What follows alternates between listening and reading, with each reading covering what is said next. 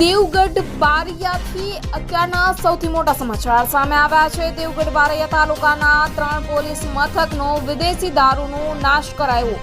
Devgadh Bariya Piplod સાગટાળા police મથકની હદ વિસ્તારમાંથી ઝડપાયો હતો વિદેશી દારૂનો જથ્થો। સિંગેડી ગામે 3 પોલીસ મથકમાં ઝડપાયેલો વિદેશી દારૂનો નાશ કરવામાં આવ્યો। ત્રણેય પોલીસ મથકની હદ વિસ્તારમાંથી વિદેશી દારૂની 1,40,933 નંગ વિવિધ માર્કાની બોટલો ઝડપાઈ હતી। રૂપિયા 1,99,94,684 કરોડનો વિદેશી દારૂ ઉપર બુલડોઝર ફેરવાયું।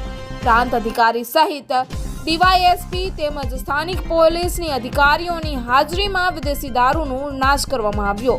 તો આવો જાણીએ લીમખેડાના ડીવાયએસપી ડીએમ વ્યાસ સાહેબ શું કહેવા માંગે છે।